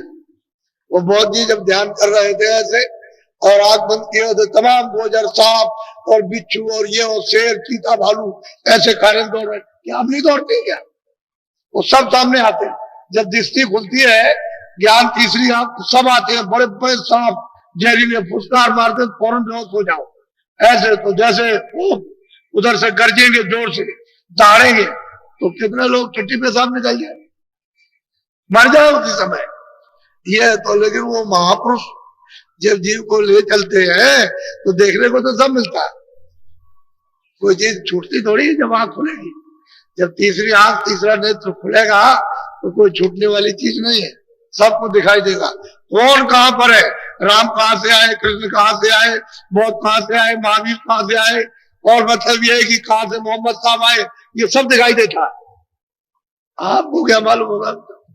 तो महापुरुष कहते हैं कि भाई जैसे जैसे मालिक ने उत्पत्ति की है, जरा उसको थोड़ा, तभी तो भ्रम जाएगा कि हमारा घर कहाँ, हमारा देश कहाँ, हमारा मालिक कहाँ, हमारा प्रभु कहाँ रहता है, कहाँ अखंड देश है जहाँ पहुंच करके सदा। फिर मौज किसको कहते हैं, मौज तो उसी का नाम है कि अब कभी तुम्हारा लौट के नहीं आना। खाली मौज मौज की बात करते, वो जानते ही नहीं। जब मौज नहीं, मौज मौज लिखा है आपकी किताबों में और नहीं जानते तो फिर क्या मालूम। तो छुटकारा हो जाता है फिर किसी के जाल में ये जीव फिर नहीं आता। लेकिन महापुरुषों के ही द्वारा जाएगा, दूसरा कोई रास्ता नहीं, और कोई जाने नहीं देगा। जब और कोई जीव को जाने नहीं देगा तो बगैर उसके कोई नहीं जा सकता। बोलो। वह दयाल पद कोई न पावे, निर्गुण सरगुण चक्कर। कहीं और सच्ची बात कोई है कि वो दयाल जो सब में अलग है, कहते हैं उस पद को कोई पाता नहीं। और निर्गुण सरगुण ये भी उससे अलग हो गए। अब एक दूसरे से सब डर रहे। ईश्वर डरता ब्रह्म से, ब्रह्मदत्ता पारब्रह्म से और महाकाल पुरुष से सब डर रहे और महाकाल पुरुष सतपुरुष से, तो तुम्हारी कौन हस्ती है? जब वही थर-थर कांप रहे ऐसे करके, इस तरह से वही डर रहे कि जरा सा अगर कुछ हो जाए तो सेकंड भी नहीं लगे, एक पल भी लगे सब विनाश हो जाएगा, सबका सब। तो डरते हैं और तुम बेचारे क्या, तुम तो जीव हो, तुम तो इस गंदगी में फंसे हुए, तुम्हारे लिए तो बड़ी दुर्गति, जब ये खुद डर रहे हैं। बोलो अब पारले कावा खूले का जस से मटाव जगत का। भाई अभी ये तो उत्पत्ति हो गई, इस तरह से कहां से ये हुआ? ये सब सतलोक से हुआ, सतपुरुष इच्छा, वही इनका सबका मालिक। अब ये जब उत्पत्ति तो कर दी और जीव भी यहाँ आ गए और यहाँ 4 खाने बन गई, 84 लक्ष्योनियां बन गई, ये तमाम पूरा विधान बन गया, ये स्वर्ग वैकुंठ और ब्रह्मांड बन गए, ये सब हो गया ये, और जीव बेचारे चले गए। अब जरा सा सुनो प्रलय किसको कहते, उसको जरा सुनिए, बोलो। काल आई जीवन को ग्रासा, जीव समाने काल की स्वाहा। कहते हैं कि भाई जब समय पूरा हुआ, ये मनुष्य शरीर का समय जब पूरा होता है तो श्वासों की पूंजी उसमें दे रखी है, उसी की उम्र बना लीजिए आप, जितनी गिनती की मिलती है श्वासों की पूंजी, उसी का एक अंदाजा कर दिया जाता है। भाई तुम्हारी 50 वर्ष की, 60 वर्ष की, 10 वर्ष की, 20 वर्ष की उम्र हो बस, लेकिन बीच में आपने जल्दी जल्दी श्वास निकाल दी नाक से मुंह से, तो पूंजी खत्म हो जाएगी, तो आपको जल्दी जाना पड़ेगा। वैसे कोई उम्र नहीं है, श्वास है, श्वास की पूंजी है जो नाक मुंह से जो बाहर आती और जाती, यही पूंजी खत्म हो जाए बस।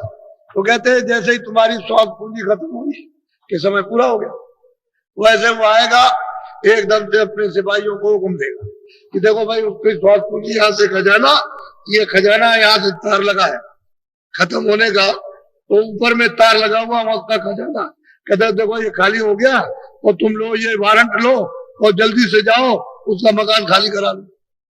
तो 1-2 सांस रहती है, 2-4 श्वासें रही तब तक वो आ गया, लगा देखो ये हुक्म हो गया मालिक का, खाली करो। आप मतलब ये है कि देख करके बस बिल्कुल आंख बंद, कान बहरे, बुद्धि पागल बनती है, उसको मतलब ये खींचने लगे तो इधर से खींचते हैं गुदा चक्र, प्राण खींचते हैं उसका सब छट छट, ये सब चटकता है, यहाँ का जवाब दे जाता है। ये सब ये कुछ नहीं है, जैसे मतलब बिल्कुल मुर्दा हो गया, खींच करके उसको ले आते हैं इधर में, मतलब है कि नाभि, फिर इसके बाद में हृदय में या कंठ में घसीट करके ले आया, सीमेंट करके तो गुर गुर गुर कुछ नहीं, अब घुर्राता है यहाँ पर, जैसे मतलब बात का पित्त होता ऐसे यहाँ पर घुर्राता है बस, यहाँ से बस ये सूरत यहाँ बैठी है बस, 60 से खींच लिया। ये तो मतलब ये है कि सिमटा उसका, इसका बेचारे उधर वो हिसाब करता बढ़ता, 2 दल कमल काल का देख वहां हिसाब करेगा, उस पर वो बैठे हुए मजिस्ट्रेट, वो कोई भी हो तो सबका हिसाब वही होता है, चाहे कोई जोगी हो, जती हो, सती हो, ये हो, कुछ भी हो, कोई हिंदू मुसलमान, सबका वहां न्याय होता है। भाई तुमने मृत्युलोक में क्या किया, हमने जो अधिकार दिया था अच्छे बुरे कर्मों का, कितना बुरा कितना अच्छा, तो वो सब वहां है। अब वहां तो कोई वकील मुख्तार तो होता नहीं है कि उसकी तरफ से साधक करेगा या सफाई देगा, कुछ नहीं, तो वो सब कुछ है सामने कि बोलो तुम मृत्युलोक में गए थे तो देखो तुमने ये किया कि नहीं किया, तो कहता हमने किया, तो तुमको किसी ने मना नहीं किया, आप क्या जवाब दोगे? वहां आदमी काट रहे हो, बच्चा काट रहे हो, स्त्री काट रहे हो, पुरुष काट रहे हो, जानवर मार रहे हो, गाय है, बकरी है, सुअर है, घोड़ा है, गधा है, बिल्ली है, खरगोश है, इसको मार रहे हो, काटो, सब वहां आपको दिखाई देता है, कुछ चीज रहे काट रहे, कोई गोली चला रहा है, कोई नाक काट रहा, कोई चोरी कर रहा, कोई डोकर, सब बात सब पूरा पूरा पूरा सब जिस वक्त करते हो सब चीज दिखाई देता है। बताओ आप चुप रहेगा? तुम तो समझते हो कि नहीं कोई नहीं देख रहा होगा, तुम्हारे करने से हो जाएगा, सब दिखाई देता है। तो इस तरह से वो मतलब है कि जीव को यहाँ घसीटता है और इसकी प्रलय करता है, ये पिंड प्रलय, ये शरीर की प्रलय वो घसीट के ले जाता है उधर। बोलो जय कारज पृथ्वी होई पृथ्वी ने गिरसी अब वो कहते हैं कि भाई शरीर के लिए पृथ्वी हुई, जल पृथ्वी अग्नि वायु, खाली जब मसाला तैयार किया तो इसके कि जब ये शरीर होगा तो उसके लिए जगह होनी चाहिए, उसके लिए जल पृथ्वी अग्नि वायु आकाश, क्योंकि इसकी रक्षा के लिए जो कि जल पृथ्वी अग्नि इनमें से पांचों में से एक कम हो जाए तो काम नहीं चलेगा। चाहे अग्नि कम कर दीजिए, चाहे वायु कम कर दीजिए, चाहे आकाश कम कर दीजिए, तो मतलब ये एक कोई कम हुआ तो कुछ नहीं, फिर कुछ नहीं हो सकता। पांचों मसाले बराबर हैं। तो कहते हैं कि देही के लिए तो पृथ्वी तैयार की उसने, जल पृथ्वी अग्नि, इसके बगैर ये इसकी रक्षा होनी, सूरत रह नहीं सकती। इस पिंजड़े में सूरत रहेगी नहीं, अग्नि रहेगी तो नहीं रहेगी, वायु नहीं रहेगी तो नहीं रहेगी, जल नहीं रहेगा तो नहीं रहेगी। तो पांचों तत्व और उसी का मृत्यु से समान बराबर बराबर तब पूरा पृथ्वी रह सकती, तब ये जीवात्मा इसमें रूह रहेगी, नहीं तो नहीं रह सकती, छोड़ देगी इसको। तो कहते हैं कि देही के लिए ही पृथ्वी को उसने बनाया। बोलो, पृथ्वी गोली जलने आई, जल को सुखाया। महाप्रलय होती है और जब ये सब भात खिंचा मनुष्य शरीर का, ये सब शरीरों का खिंच गया, जितनी जीवात्माएं थी पशु पंछी में, कीड़े मकोड़ों में, सब खत्म, समेट लिया। अब ये पृथ्वी जल में घुली, ऐसे नहीं घुलती है, ऊपर से आवाज बंद करते हैं। जब उन्होंने अपने मुंह की आवाज को बंद किया तो ये जितने पहाड़ हैं जो आप तोड़ते हो, ये ऐसे हो जाते हैं बुर बुर जैसे राख, एक क्षण के अंदर। क्षण तो बहुत ज्यादा समय, उससे भी कम, यानी बिल्कुल भुर भुर भुर भुर ऐसे हो जाए जब वो आवाज बंद करता। बस ये सारी पृथ्वी एकदम से जरा से जलमय हो जाती है, पूरा का पूरा जल हो जाएगा। कई एक रेशों को भी कहीं पृथ्वी नहीं रह जाएगी, ना कोई पेड़ रह जाएंगे, कोई चीज नहीं रहेगी, सब बराबर जलमय। ये सब नदी नाले, सब ये तालाब घर, कुछ नहीं, सब बराबर। अब वो कहते हैं कि भाई जल ने पृथ्वी को ऐसे बोल लिया, उसने आवाज बंद कर दी, बस ये रात बनी, बस एकदम, बस हिलोर हुई। हिलोर तो समुद्र में हो ही नहीं, बस साफ एकदम से उसमें मिल गई, पानी का रूप हो गया। बोलो, अग्नि मिली पवन के रूप, पवन हुई आकाश। अब यही मतलब यह है कि अग्नि ने जल को सोख लिया, क्योंकि अग्नि के बगैर जल सूख नहीं सकता। ये पांचों तत्व अपने अपने में खिंचेंगे तभी काम बनेगा। तो जल ने पृथ्वी को खोल दिया, और जल को कौन सोखेगा? अग्नि। जब अग्नि को सोख लिया तो कुछ नहीं रहता, सब साफ। फिर इस अग्नि को वायु अपने में खींचती है, और ये वायु को आकाश में लिया। अब ये पांचों चीजें हैं, यदि यहां को उठ करके सब आकाश में चला गया, अब खिंचाव हो जाएगा। बोलो, आकाश समाना माया माई, तम रूपा दिखे। कहते हैं कि आकाश को सिमटाव जो है आद्या महाशक्ति जो ऊपर बैठी हुई है, उसने सिमटाव किया, उसको सिमटाव। उसी के साथ ही साथ जैसे ही आकाश सिमटेगा, वैसे स्वर्ग, वैसे ही बैकुंठ, जितने भी 14 लोग हैं, वो सब के सब सिमटना शुरू हो जाएगा। तो वहां क्या देर लगती है? वहां तो नीचे से ऊपर तक यदि इतना हो जाती है तो जितनी वहां रुए रहती है वो सब पहले ही सीधी पहले ही समेट ली ऊपर में, और फिर उसके बाद में ये सब बात की सिमटता है। तो वो है लिंग तत्व। इंद्रिया है, रजोगुण तमोगुण सतोगुण है, मन बुद्धि चित्त सब सिमट जाते हैं। बोलो, माया रली ब्रह्म में जाए, शक्ति शिव में गई। कहते हैं कि भाई फिर ये सब जब ये सिमटा हुआ सब माया का, तो उधर शक्ति ने सब समेटा, और शक्ति को समेट लिया निरंजन भगवान ने, जो सैदल कमल में बैठे हुए। ये पूरा का पूरा सिमटा हो गया, कुछ रहने को बचने को नहीं, सब अपने मिला लिया। जितना फैलाव किया था वो सब मिलाते चले गए। अब ये ऊपरी से शब्द बंद हो रहा, वो सब देर नहीं लगेगी, फिर धड़ा धरता होगा, क्योंकि उसके सबके कर्ता धरता ऊपर बैठे हुए वो महाकुंड में, उस भंवर गुफा में सोम पुरुष बैठे हैं, वो महाकाल पुरुष मत करेंगे, वहां से सटासट काम होगा वहां। बोलो। शिव पहुँचे ओंकार मजार। भगवान को ही शिव कहते हैं, इन्हीं को शिव कहते हैं। कहीं शिव कह दिया, कहीं ये कह दिया, कहीं ईश्वर कह दिया, कहीं खुदा कह दिया, कभी गाड कह दिया। ये सब सिमटे, इनका पूरा का पूरा लोग जो ब्रह्मांड साफ समझ करके ओंकार ने समेट करके और बिल्कुल ऐसे रख लिया जैसे बिस्तर रखते हैं ऐसे। अब देखिए ईश्वर भी समेट गए, उनका सारा लोग भी समेट गया, ये मृत लोग पूरा समेट गया, स्वर्ग और वैकुंठ समेट गया, ब्रह्मा विष्णु महादेव सब समेट गए, कुछ बचने को नहीं। जब ईश्वर ही नहीं बचे तो इन्होंने सबको समझ लिया। आप सुनिए जरा सा। हाँ। सोन किया मा सोन निवास, भमर गुफा मा सोन कहते हैं सुनने 10वां द्वार यानी पार ब्रह्म, उन्होंने ओंकार को समेट लिया, वो ब्रह्म को समेट करके अपने, और ऊपर में जो है भमर गुफा में सोम पुरुष है महाकाल पुरुष, उन्होंने वो महा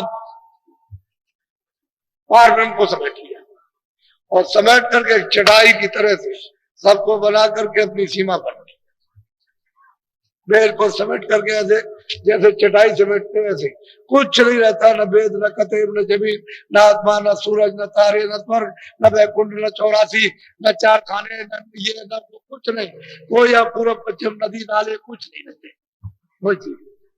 अरे भाई तुम कहाँ फंसे पड़े, तो महात्मा कलयुग में देख रहे हैं। मैं कोई सतयुग की और त्रेता और द्वापर की बात नहीं, तुम्हारे 700 वर्ष के अंदर यानी महात्मा तुम उनसे दूर रहे। तुम जिस काम के लिए आए तुम्हारा कितना सौभाग्य था कि महात्माओं का पदार्पण और तुमको लेने के लिए, और तुम उनसे दूर भगे, सीधे भगे चले जा। तुमने कोई उनके नजदीक पहुंचने का कोई साथ सामान कुछ तैयारी की जरूरत, चले चले इसमें बस तेरा खुद कहता चिल्लाता मेरा राज मेरा धन दौलत मेरे बच्चे तेरा, यहाँ क्या चीज तेरी है जब यहाँ ईश्वरी नहीं है तेरा, और यहाँ कोई जमीन और आसमानी तेरा नहीं, तेरा क्या। इसलिए कहा क़यामत आएगी तो सब रुए बसती जाएगा। और भाई क़यामत आएगी, और क़यामत कहते हैं महाप्रलय, जब आएगी तो जीवात्मा तो कितनी तकलीफ होती है। अगर उस तकलीफ का आप वर्णन करो तो मतलब ये रात को मूर्छा आएगी, इतनी जीवात्माओं को तकलीफ यहाँ होती है। तब शरीर छूटता कैसे छूट जाता है, सब भुगतान भोग लेते हैं। वो भुगतान सब 24 घंटे के अंदर जिस तरह से भुगाया जाता है, जिस तरह से रुलाया जाता है, विधि किया जाता है, चिल्लाया जाता है, वो एक हकीकत कहानी है। इसलिए जलमत मरण दूसरा दुख हो, जलमे की और इसकी पीड़ा, तो फिर महाप्रलय की पीड़ा को कौन वर्णन कर सकता है।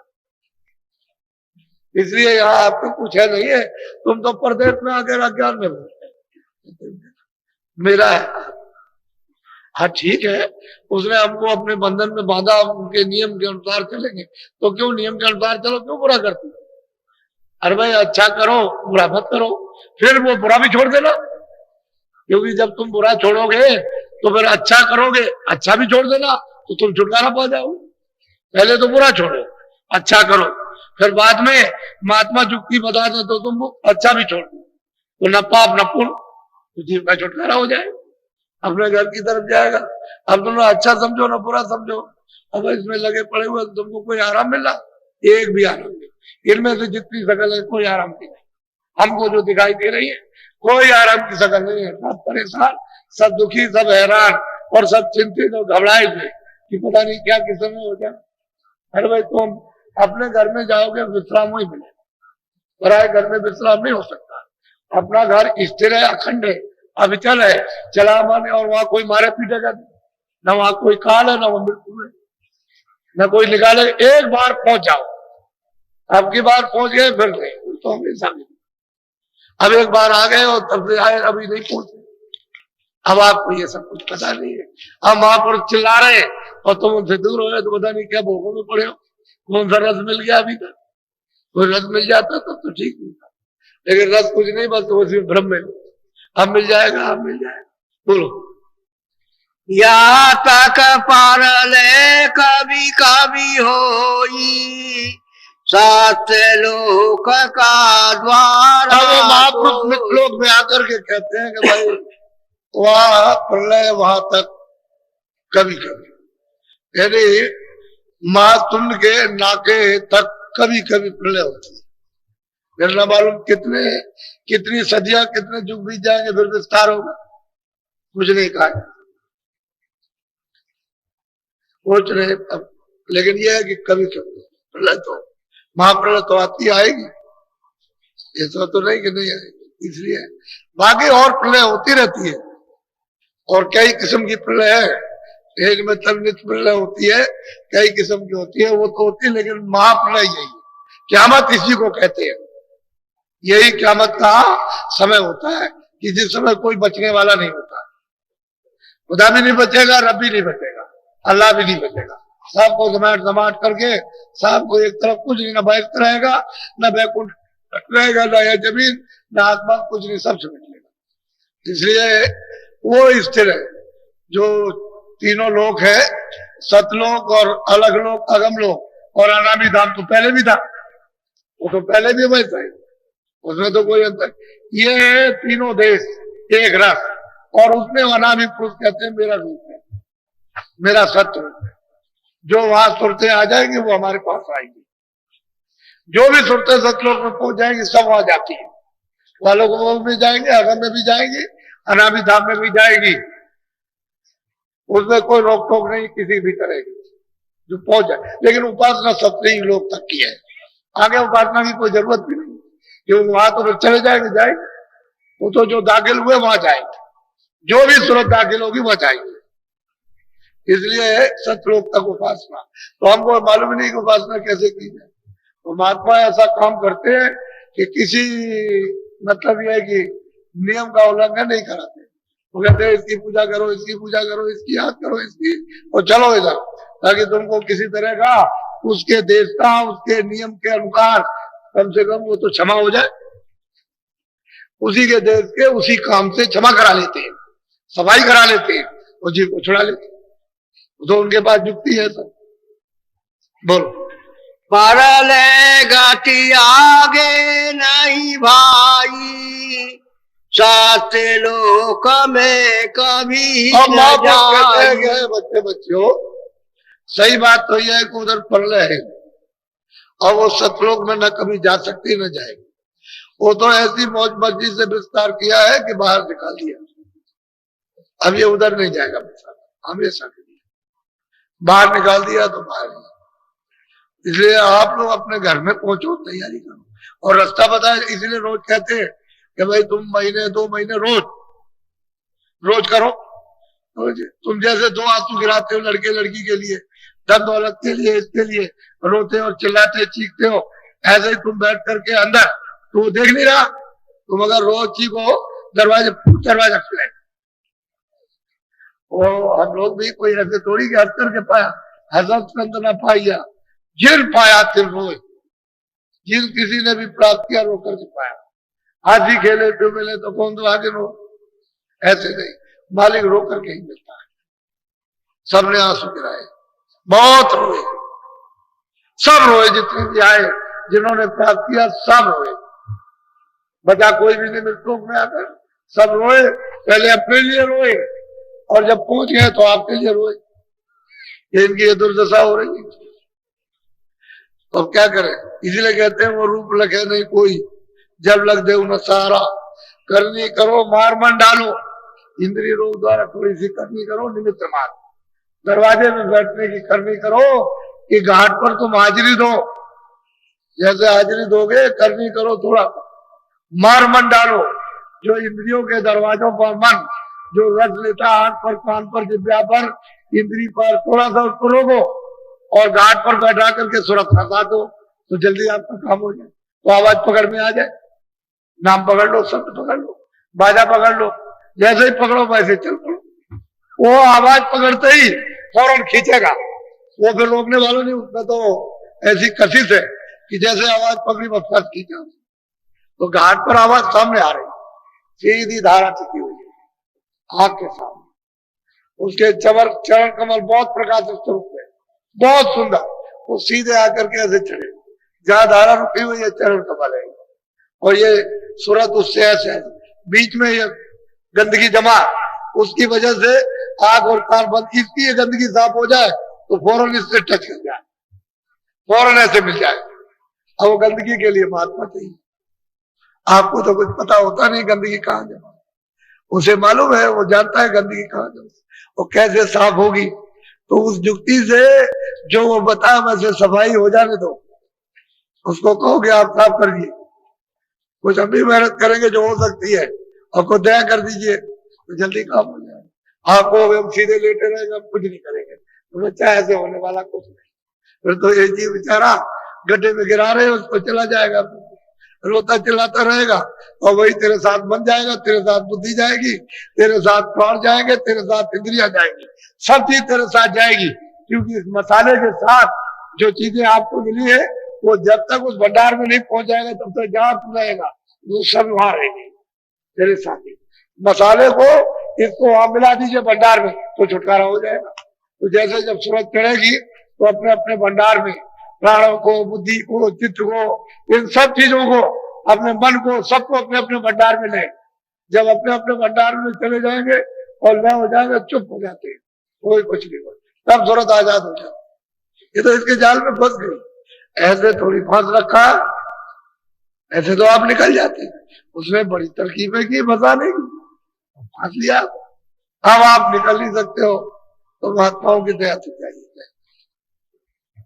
सही बात तो है कि लोगों ने 700 वर्ष के अंदर महापुरुषों को पहचान नहीं पाया, नहीं तो बेसुमार सुरतें निकाल देते तो उनके पास तक पहुंच जाते, पहुंचे ही नहीं उनके पास। तो इसलिए नारी बच्चे तुमको अमूलक रास्ता, अमूलक धन, अनमोलक भेद, अमूलक युक्ति, सीधी सादी कि हम सबको अधिकार मिल रहा कि भजन स्त्री पुरुष बच्चे 12 वर्ष के ऊपर के बच्चे बच्चियों भी भजन कर सकते, नीचे के नहीं, 12 वर्ष थोड़ा ऊपर जब चेतना आ जाए भजन आराम से, कोई मुश्किल नहीं, और निकल जाओ। अब ना करो तुम इसी में फंसे रह जाओ तो तेरा यहाँ क्या, कोई चीज नहीं, वैसे चला ऐसे खेल तमाशा देखते वहां चले आते, वहां फूके जाते। कह रहा गया शाम को तो कह रहा था मेरा घर है, मेरा ये, और रात को 12 बजे के बाद बस वो निकल गया इसमें से। अब वो कुछ नहीं है, शरीर है, उसको फूक दिया, इसका नाम निशान मिटा।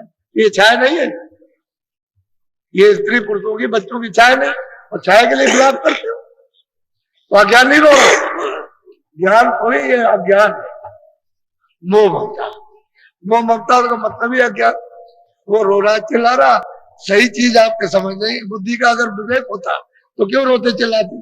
फिर तो कहते हैं भाई जैसे रागी रोते हैं, रिश्तेदार आते हैं, अतिथि आते हैं, उनकी सेवा करते हैं, पानी पिलाते हैं, खाना खिलाते हैं, बैठाते हैं, ऐसे बच्चे भी हैं, उनकी हम सेवा करते हैं, पानी पिलाते हैं, खाना खिलाते हैं, कपड़े खिलाते हैं, रखते हैं, पढ़ाते हैं, लिखाते हैं। अब रोने किस बात का, जिसने दिया था हमारा कर्तव्य था सेवा करने का, लेके ले जाओ। इतना ज्ञान विवेक तो होना चाहिए। अरे भाई घर में रिश्ते रहा है, 2 दिन आया, 4 दिन, महीने 2 महीने रात तुरंत हो जाता, लेकिन जब जाने लगता है तो तकलीफ तो होती है। लेकिन यह है कि मैं वो चला गया। ऐसे ही अपने घर में जब बहुत दिन प्रेम हो जाता है तो थोड़ा बहुत तो उसके लिए सोच विचार होना चाहिए, लेकिन ये लिंग हम विलाप करें तो विलाप करोगे तो आपको मिलेगा क्या, वो तो छाया थी चली गई, वो तो गई। इसलिए हमारे कर्मचारी अधिकारी और हमारे सीआईडी विभाग के जितने भी कर्मचारी हम सब लोगों को ये बताना चाहते हैं, ये जितना भी आपके सामने दिल से देखने को जनमानस का मानो, ये महामानव कुंभ का जो दिखाई दे रहा है, आपको कोई तकलीफ देने नहीं आया। ये अपने आपने पहचान नहीं पाया बाबा जी को, और बाबा जी के आदमियों को पहचान नहीं पाया। ये कोई तकलीफ नहीं देना चाहता। हम तुम्हारे सामने इन देवियों को हुक्म देते हैं, आदेश, जय बच्चियों, इनको सबको, जितने पढ़े लिखे हैं, जितने कर्मचारी अधिकारी हो, जितने बाहर से आए, इन सबको झाड़ू लगाकर इस तरह की तुम सफाई करो कि 4-5 दिन के अंदर इनको दिखा दो कि हम क्या कर सकते हैं। तुमको कोई भंगी नहीं बना सकता, तुमको भंगी कोई नहीं बना सकता, और न तुम भंगी हो, लेकिन सफाई मजबूत की इस तरह की कर दो, यहाँ इतिहास याद रहे इनका, तो ये जहां कहीं भी रहे वही तुमको याद करे सबके साथ। ऐसा काम करके दिखा दो। यहाँ किसी व्यवस्था को बिगाड़ने नहीं आए, व्यवस्था की आपको उचित है यानी बताने आए कि व्यवस्था कैसे करना चाहिए, या कोई आंदोलन करना न कराना, न किसी को मारना न मरवाना, न कोई गाली न गलौज किसी तरह का भी किसी के लिए भी कोई मतलब है कि ऐसा कोई काम नहीं। किसी की व्यवस्था में बाधा, अगर किसी व्यवस्था में बाधा हम डालते हैं तो हमारा बाधा पड़ गया, हमारी व्यवस्था है तो हम ही को तकलीफ होगी। तो व्यवस्था में कैसे अपनी में बाधा डालेंगे? हमको तो वही व्यवस्था इस काबिल रखना है जो अपने को सबको लाभ, सबको शांति, उससे सबको आराम मिले। तो ये हमको बताया गया है कि हमारे पास में सफाई करने वाले नहीं है। ऐ बच्चों, तुम झाड़ू लेकर के मैदान में निकल पड़ो और मैं आकर के दौड़ा करूं, देखूं कि कहीं गंदी है कि नहीं है। उस बात को छोड़ो सबकी, अब ये सब अपने अपने को रहना, सब लोग इसमें आराम लो। और मतलब ये है कि सबको चाहिए कि भाई सब आप इनके साथ हो या आपके साथ, बात किस बात की है? सब आपके साथ, सभी आपके साथ, आपका काम सबका है, इनका सबका काम। अगर आप अपना समझते हो कि हमारा घर है, हमको तो अपना काम कर रही है, चाहे कुछ हो, जहां गंदगी हो हमको साफ करनी। घर में झाड़ू नहीं लगाते, 10 रिश्तेदार आ जाओ तो आप बच्चे आते हैं उनके मजबूत करते हैं, बच्चे साफ करती हैं। ऐसे ही अगर यहाँ आ गए और में सफाई की तो भी कौन बना सकता? कौन कहेगा तुम मंदिर क्यों करो? अरे हम सेवक है, और सबने महात्माओं के आश्रम में लोगों ने सेवा की और एक आदत पैदा किया और उसी की वजह से उन्होंने मालिक को प्राप्त कर लिया। ये ऐसे काम नहीं, इसी से मालिक मिलता है। अरे बच्चों, आपको मालूम नहीं है, अगर मैंने झाड़ू और बर्तन न मले होते महात्माओं के और सेवा न की होती तो ये हाथ आने वाली कोई चीज नहीं थी। हम तो अपनी बात कह रहे हैं आपको कि बर्तन रात रात भर दिन भर लोगों के बर्तन मले, झाड़ू लगाई, चौका लगाया, ये किया वो किया, और मतलब ये तब जा करके कदम आगे बढ़ा। ऐसे बच्चा कैसे मिल जाए? लेकिन ये वो सस्ता हो गया, सेवा करने से सस्ता हो जाता, रास्ता सीधा हो जाता, सरल बन जाता, आसान बनता है, और जल्दी काम अपना हो जाता, और जहां पहुंचना जल्दी पहुंच जाएंगे और मालिक जल्दी मिल जाएगा। और तुम संकोच में रहोगे, अकड़ में रहोगे कि नहीं हम बहुत बड़े हैं, यहाँ कितनी जमीन 200 बीघा, 300 500 बीघा, और झाड़ू लगा करके झाड़ू लगा रहे, झाड़ू लेकर के सफाई कर रहे। आपने कभी उनसे पूछा? अब मिलजुल करके काम करना चाहिए, प्रेम भाव से सब काम ठीक हो जाए। सारा देश बिगड़ गया, प्रेम भाव आ जाए सब ठीक। प्रेमी भाव की तो कमी और क्या? जब प्रेम भाव नहीं है तभी तो घर घर में झंझट झगड़ा, अड़ोस पड़ोस में, भाई भाई में, इसमें उसमें तमाम तरह के विखात पैदा हो गए। क्या किया? अब ये प्रेम भाव रहे तो सब, अरे भाई सब आपका काम हो, आप उसको काम में लोगे, हम आपके काम, एक दूसरे के सब आता है। तो चीज ये बड़े ऊंचे मानवता के विचार और मानवता का कार्य, मनुष्य कार्य करना चाहिए, इंसानियत का। आप हमको कोई बता दो कि हमने किसी की कोई बुराई की है, किसी की, हिंदू मुसलमान छोटे बड़े की, उसकी खोज करो आप कि हमने कोई शब्द में कोई इशारा भी किया किसी तरह का। हम तो कहते हैं भाई मनुष्य है, इंसान है, और उसको दो ही काम, पाप और क्यों आप करते हो पाप पुण्य बद और नेक? आप अच्छे काम करो, नेक क्यों पाप कर, पुण्य करो आप। अबे काम ही तो करना पुण्य का, तो सेवा कार्य करो जिससे दूसरी आत्माओं को, दूसरे लोगों को आपको आराम पहुंचे, लाभ पहुंचे, फायदा पहुंचे, वो काम करना चाहिए। तो वैसे ही खाली बुद्धि मतलब ये खराब हो गई तो क्या करे? खैर अच्छा है, कोई बात नहीं है।